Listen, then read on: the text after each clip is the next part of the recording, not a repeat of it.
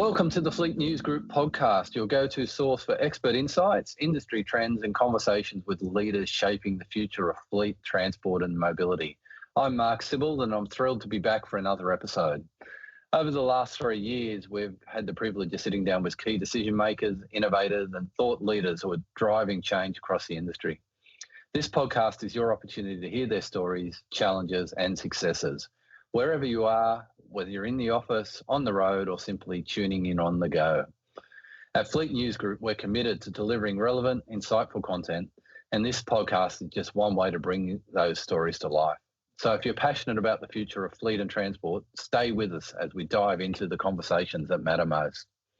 I'm really excited about today's guest. It's someone I've known for a long time and I've watched their business grow, and it's just an idea that I was first connected with in the 90s, and we're now in 2025, and it's really going to change the industry over the next decade.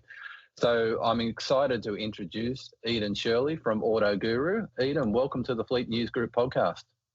Hi, Mark, and thanks for the invitation. Excited to be here. Yeah, there's some really great stuff happening with your business in 2025. So as I mentioned in my intro, that I was first introduced to, I won't steal the thunder or explain it, but I was first introduced to what you do back in the 90s when the internet and everyone thought it was going to change the world. And what are we 35 years later? And it's just coming through. So maybe if we can just start, what inspired you to start AutoGuru? Like, where did the idea come from, into the innovation, and how has the journey evolved over, since you've been working on it? Yeah, look, it's one of those typical founder stories where I had to solve my own problem. I'd moved from Melbourne up to Queensland, and at the time I owned a digital agency. So I was used to building digital solutions. In fact, we specialised in building booking solutions for big enterprise customers, typically in tourism and food and beauty. But I moved to the Gold Coast, and, I had to reassign myself with all my local services and, everything from a dentist to a mechanic. And when I started shopping around, I tried to get multiple quotes, just to do my due diligence, if you like. And I just got such a variation in responses. And I thought, there's got to be a better way for a consumer to be able to, find a local service provider, a mechanic, a technician that can look after their car and give a little bit more insight, as to what's going to happen, and also give me an upfront price. So that's where the inspiration came from. That was 10 years ago now. Yeah, wow. It's funny, that story you just described happens every day. Almost to me, as someone who's in the industry, people are asking me, "Can you recommend a mechanic?" And it's really the industry is still very phone-based or hands-on based. There's not much digitisation. I sort of get my lips around that word. So you've really disrupted the status quo with AutoGuru. What were the biggest challenges implementing like a tech-driven solution when you first had the idea and were going to these businesses and saying, "Hey, I want to sort of help you and digitize what you're doing to bring you more customers"? What were the responses? Yeah, look, there's two sides to what we do. There's the customer, and then there's the service provider. From a customer perspective, it was incredibly easy. The problem that you just described, which we all have, regardless of whether we're, working in the automotive industry and we're professionals or we're just consumers. Most people have got no idea what a car service costs. So launching a website and, letting people discover that, was the easy part, if you like. The industry itself, it's firstly very diverse. Yeah, there's 24,000 or more service providers out there that range from very large OEM dealerships right down to mum and pop shops and or an individual, driving a mobile van. And there isn't the technical infrastructure in the automotive industry. So I actually came out of tourism where, digitisation is already a major backbone of that industry. You consumers shop online. When I found the automotive industry and I got inspired that you could get the data on the vehicle so we could calculate a price. What I underestimated was just the lack of digital infrastructure that was in place. So it was incredibly challenging.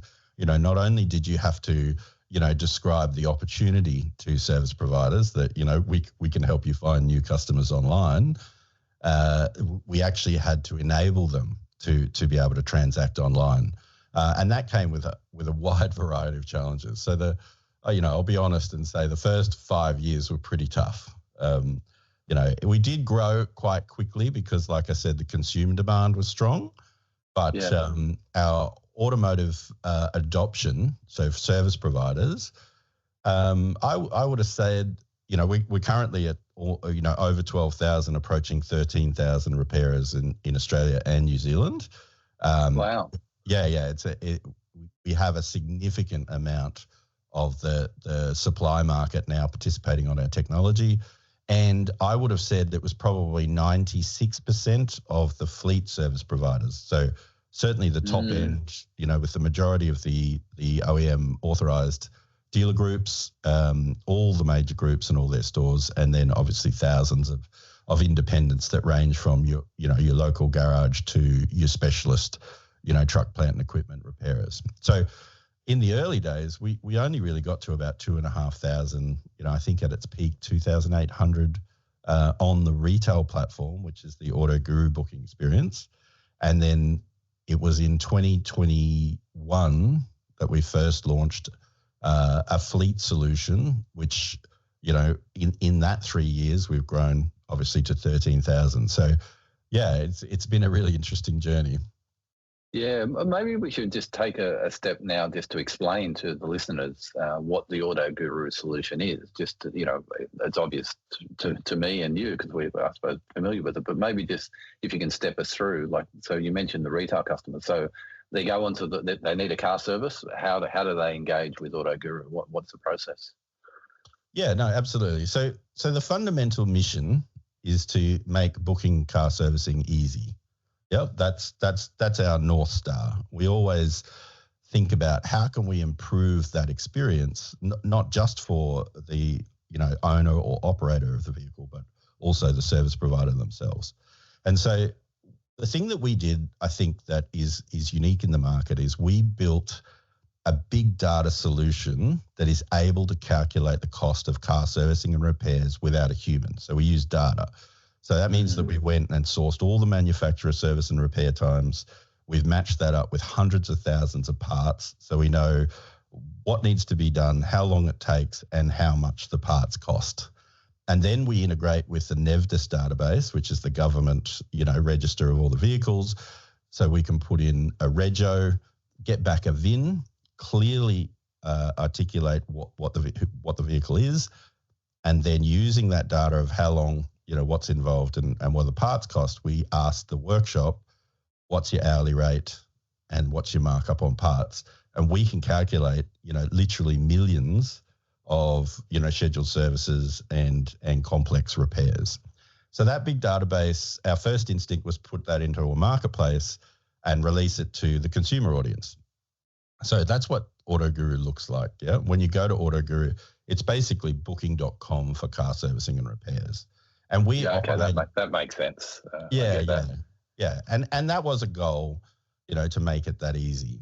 I think obviously when COVID hit, and we really everybody sort of shuttered, with the reality of, oh my goodness, what happens when we can't leave the house, we can't drive the car, we can't talk to businesses or other people. So obviously naturally our bookings dropped instantly.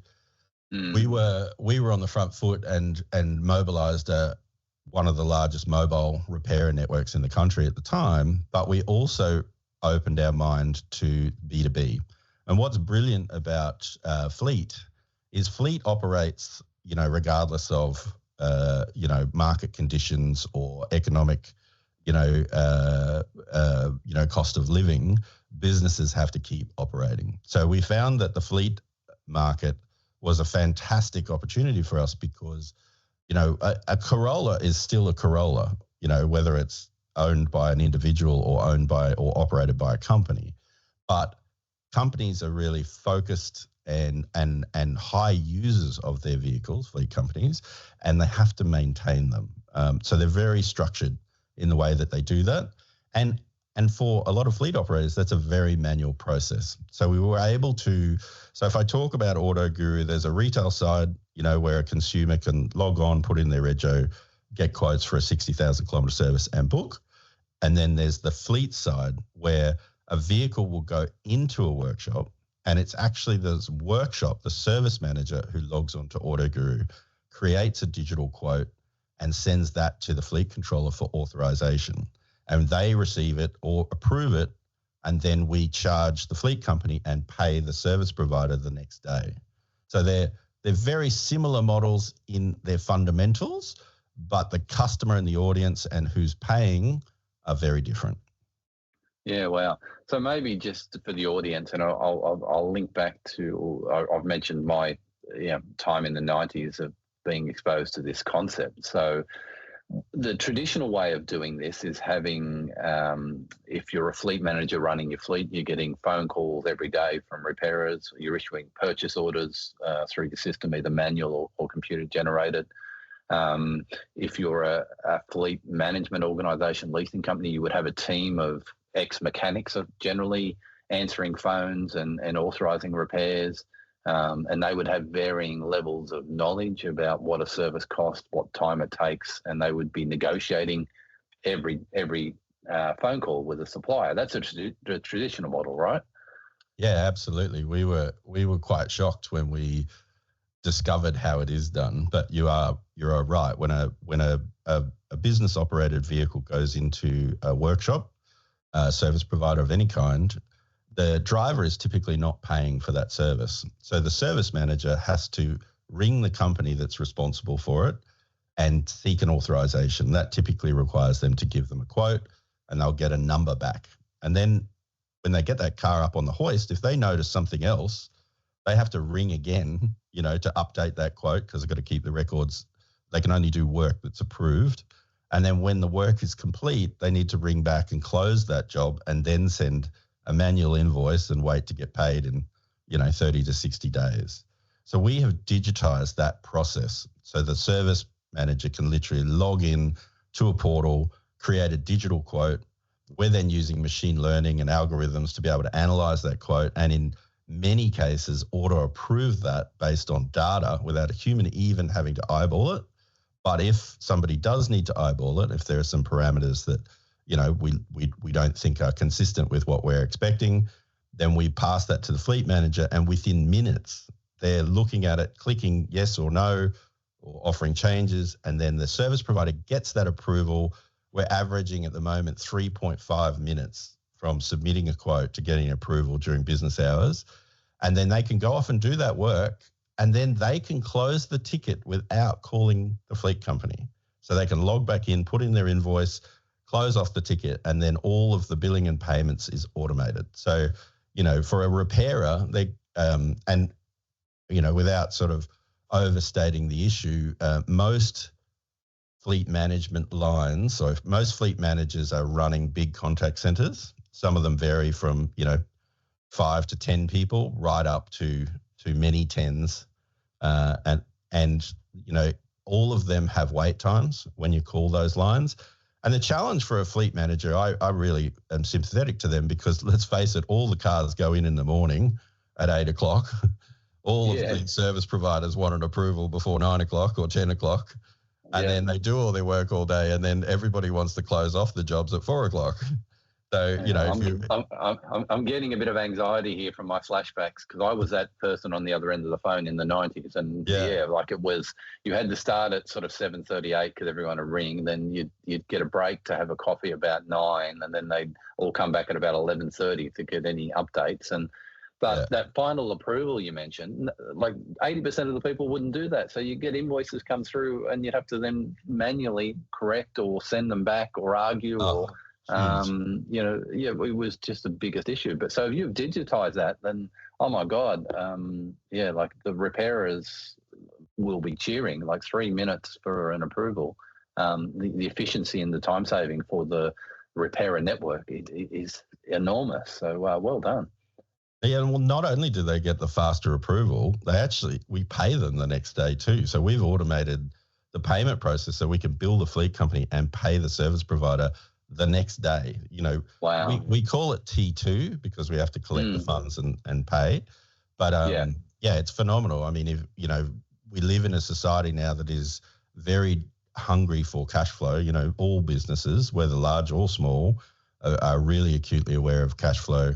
To be able to get them their funds for completed work, it's not preliminary, completed work, within 2 days, let's say, when they were previously, waiting 30 to 60 days. And like you say, if those invoices don't match, if you've got two people entering the data into separate systems and all of a sudden they don't match, then there's a whole nother, cycle of back and forth, where it's like, okay, well, who's wrong here? Is it the fleet company got it wrong, or is it the service providers build the wrong thing? So yeah, we've brought in huge savings and efficiencies for both parties, the fleet manager and the service provider. So it's a real win-win. Yeah, just to show my age a bit, I used to send those invoices back by the post. That's how old I am. So yeah, it used to delay the payment significantly. Oh yeah, no, it's I've seen some horror stories. Yeah. So moving on to one of the biggest partnerships that you've recently announced, and it's with Custom Fleet, one of the leaders in the industry, part of Element, the global fleet management company. And Custom Fleet are no stranger to this concept because they implemented the OneLink system back in the early 2000s, I think, and they had been using or tried to implement a digitised system, but I think that for whatever reasons. They've now shifted to AutoGuru. So can you tell us about that partnership and how it came about and what efficiencies they've gained from your system? Yeah, absolutely. So firstly, FleetGuru is a multi-tenant platform, and we specifically work with fleet management companies like Custom Fleet. So, rather than working with one individual, for example, and building a platform just for them, we're building it for the industry, and we're trying to optimize it at the highest level. What's fantastic about Custom Fleet, firstly, they're a full service fleet management company. So you're talking about a wide variety of leasing products that cover, passenger vehicles all the way up to TPE, which is truck, plant, and equipment. I think they're real innovators in the space. And so their commitment to not only move forward with AutoGuru and this desire to digitize, and optimize their processes, not only for their internal benefit, but obviously for their suppliers' benefit, they've been really willing to talk about that and show leadership in the space, which is quite unique. There's actually 8 fleet management companies that are using AutoGuru. Wow. Currently, yeah. So there's 245,000 vehicles on the platform now that are accessible through the AutoGuru platform. Custom Fleet is the largest and I would argue one of the most innovative in the market because they are really got some progressive thinking going on. Like they're going beyond, how do I help myself to how do I help my customers? How do I really enhance, the way, and you would see that in their investments internationally into other, really progressive software companies. You would see that in their growth, in the way that they're tackling, last mile delivery and some of the incredible clients that they're winning. They are really on the front foot when it comes to digital, and they're very committed to offering solutions that are, at the forefront of where the market is. So, there's a lot of exciting things happening with AI. There's incredible things happening with data, and we're talking everything from route optimization to data insights to transparency and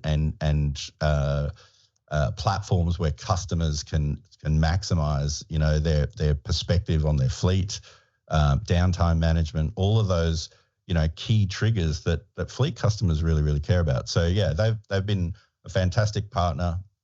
They're the largest on the FleetGuru platform currently, and they are doing some really progressive things. So watch those guys over the next year or two because I'm really impressed with their momentum. Yeah, that's fantastic.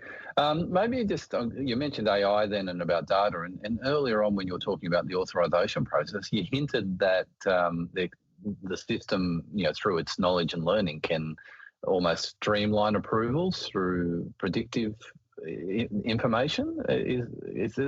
Can you explain that a bit more for the audience?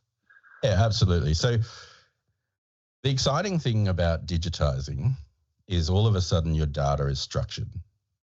So with us, because we've got a dynamic platform, you can't, we're minimizing how much free typing you can do. We get the service providers to choose from menus of services. The system can guide them on how to create the quote. So by the time one of our fleet partners gets the quote, it's all structured data. And the great thing about structured data is that you can analyze it, and you can look for trends or triggers or anomalies. And so all of a sudden you open up this opportunity with machine learning or AI or sort of deep analysis of the data that's coming through. So one of the things that we're very focused on is automation. Automation is obviously, the holy grail, when it comes to innovation and implementing digital and technical systems. So, we're able to analyze the quotes. And let's face it, if we haven't seen a vehicle, for 3 or 4 months, it's a cap price service, it's a Toyota, and we know the price of that, does a human being really need to tick and flick that? Now, when you look at the data, we're already doing over 35,000 transactions a month. So we got this huge data source. And I can tell you that the numbers of approvals that go through unchanged, so this is regardless of whether a machine approved it or a human approved it, we're over 70 and almost 80% in some months of jobs that don't get changed. And even the ones that do get changed, they're often, there's obviously this concept of a higher auth. They get bounced around a little bit inside fleet companies and sometimes out to clients. But the number of jobs going back to a repairer that require changes is currently less than 14%. So we have varying levels of automation dependent on the customer.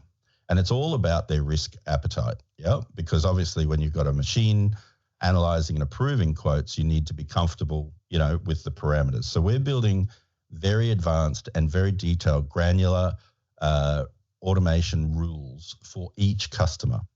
Now, what I can tell you is the customers that are at the highest level are over 60% automation now, which is, in line with what we're seeing in Europe and America. We've recently come back from 2 trips to Europe and 2 trips to the States.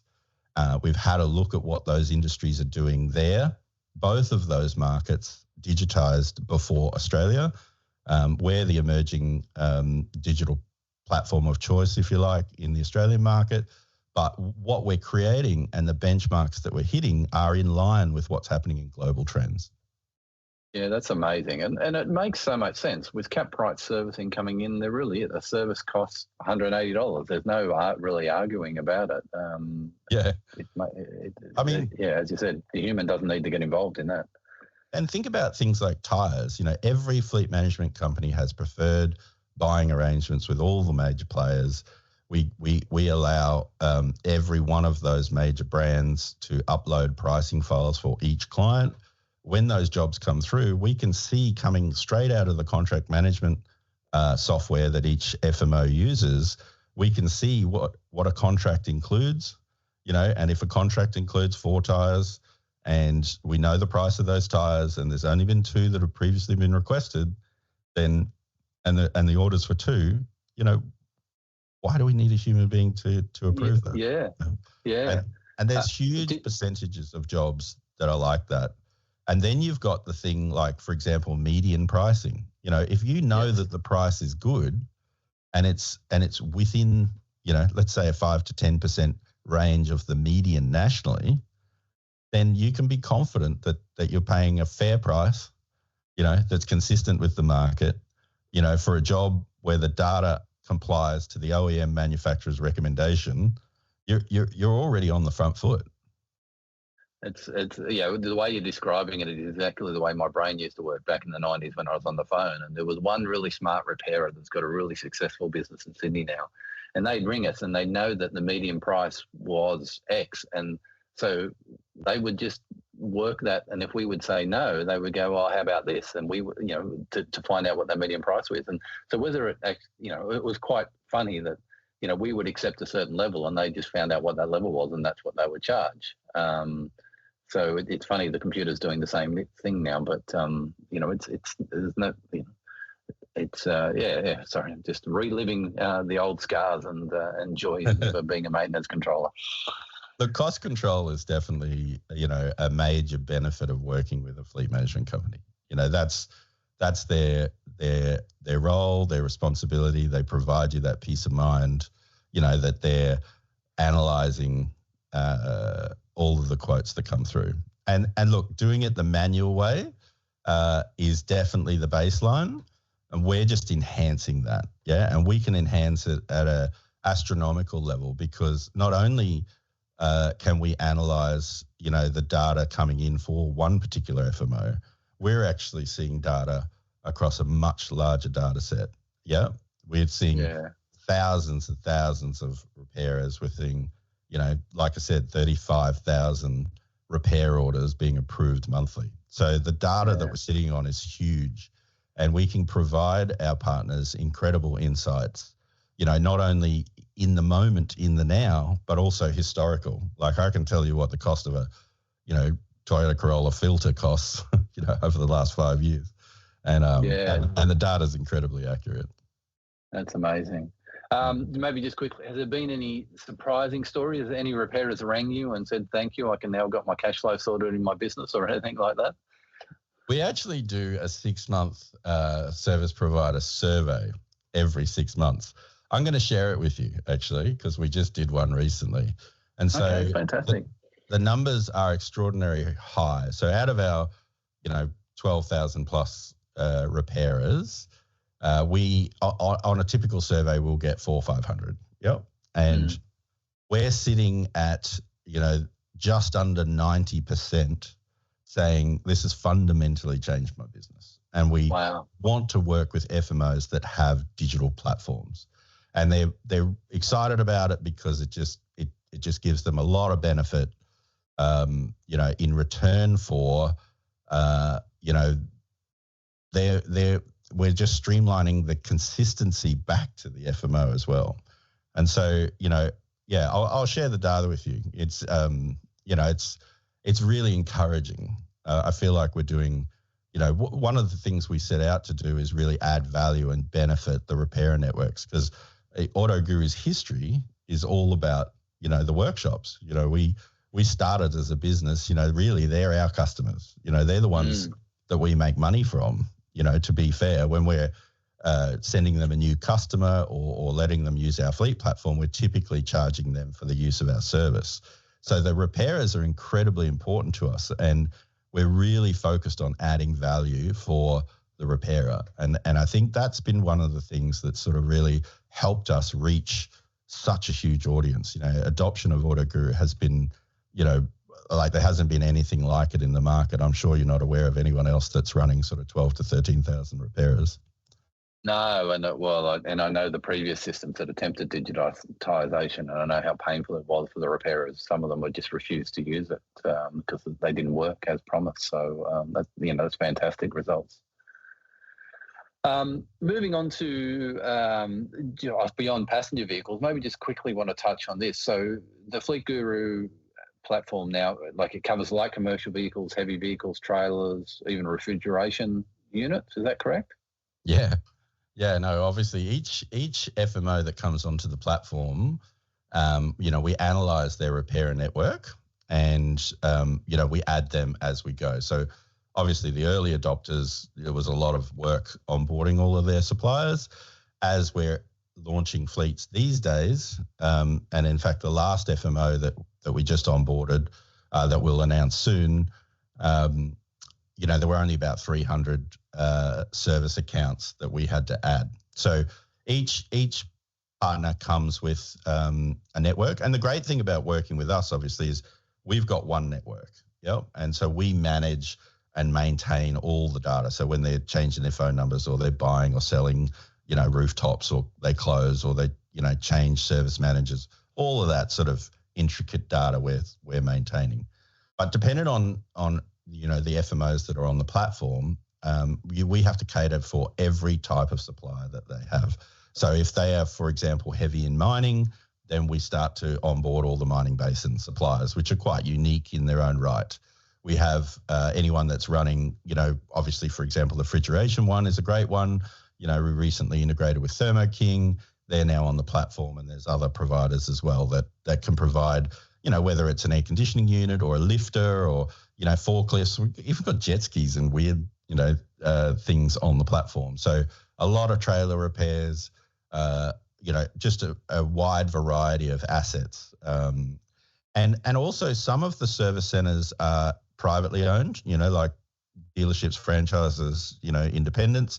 Others are owned and operated by, individuals on the platform. So, the model doesn't preclude anybody. Like, at the end of the day, if I was being really basic about it, it's a procurement platform. You've got supplier A wants to get a job approved from customer B, and we approve that job. I mean, we've even been asked whether we could do, interesting things like, for example, the maintenance of electric charging stations, and for us, that fits in beautifully.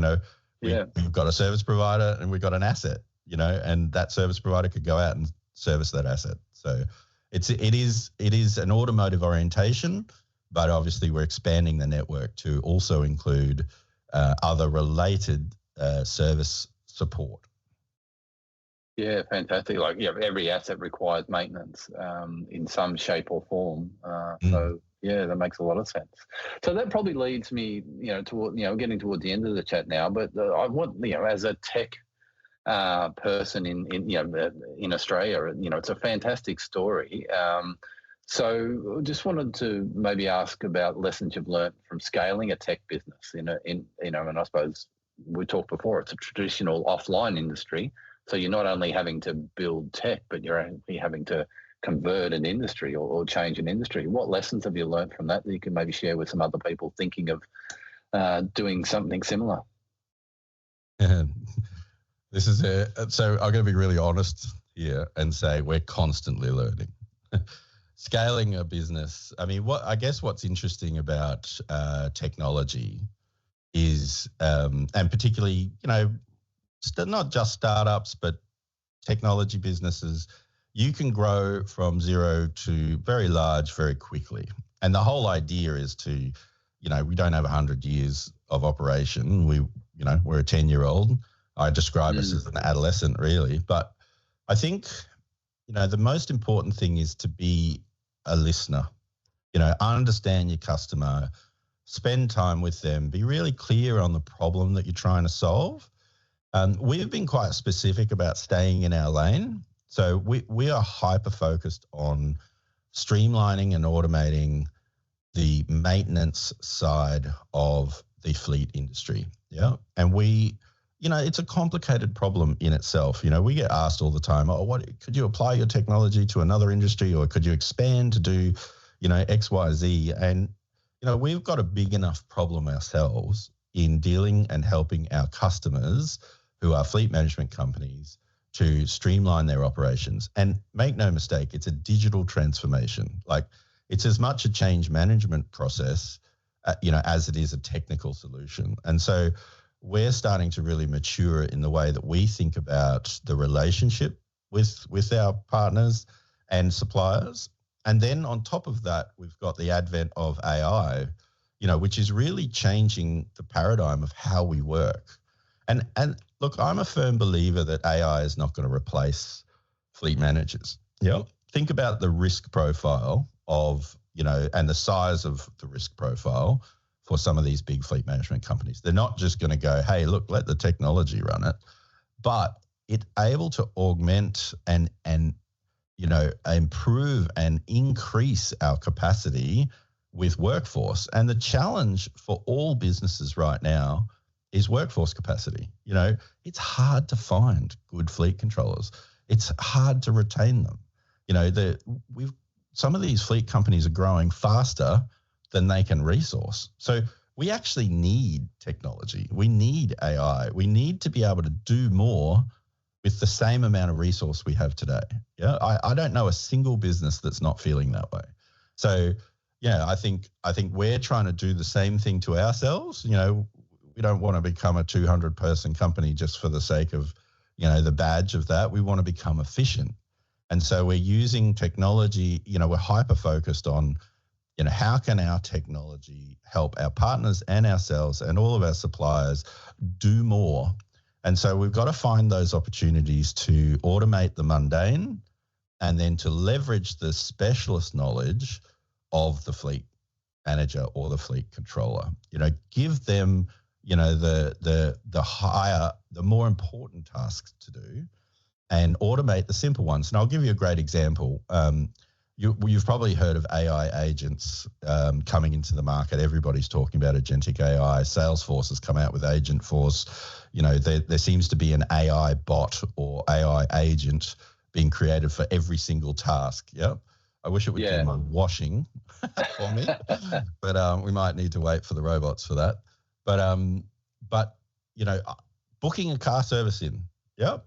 What a great opportunity for an AI agent. You know, it's like, okay, I've just got my report from the FMO. I've got 20 vehicles that are due for service. Bang, could I automate that where an AI agent runs off and rings those drivers or rings the fleet companies and the dealerships, gets it all scheduled in and provides me data back so that I know, you know, that those tasks have been done. You know, we hear constantly that, you know, there's a black spot from, I get the report that the vehicle's due, and for a fleet manager, they find out that the vehicle's been serviced, you know, 6 weeks later when they get the invoice, and they can't see what's going on between it needs to be done and it's done. So, you know, I think there's real opportunities to scale our business, to scale our partners' business, and to improve the entire working experience for a fleet manager by leveraging technology to enhance the way they work. But it's it's not going to replace them. No, and we're a big believer in myself.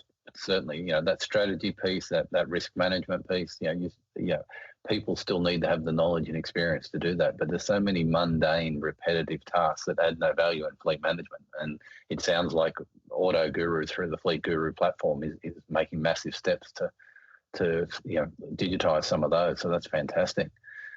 Yeah, every FMO I know is hyper focused on, you know, where the risk profile is and where, you know, the automation and growth opportunities are to create efficiency gains for not only themselves but their customers and suppliers. Yeah, fantastic.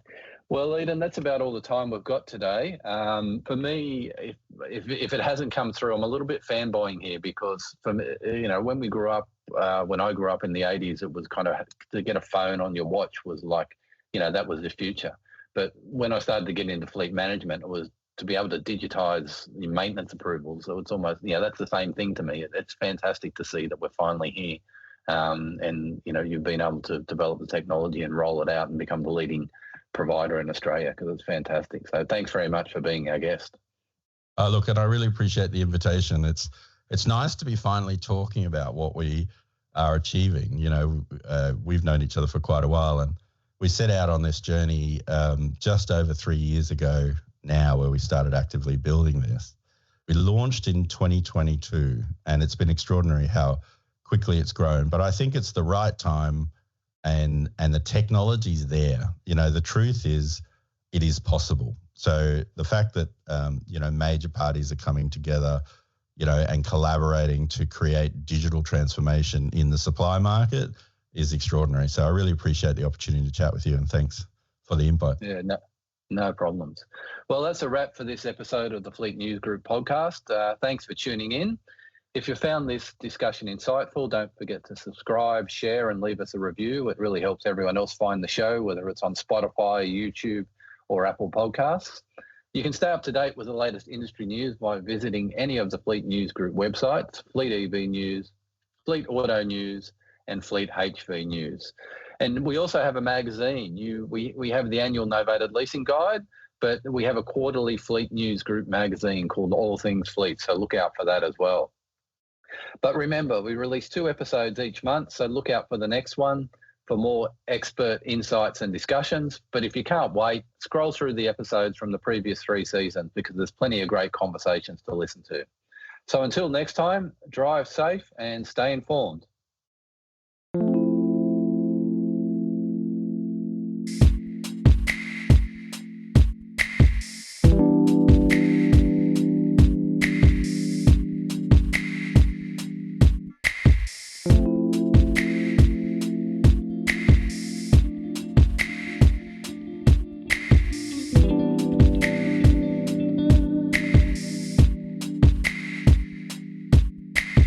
That's a wrap for this episode of the Fleet News Group podcast. Thanks for tuning in.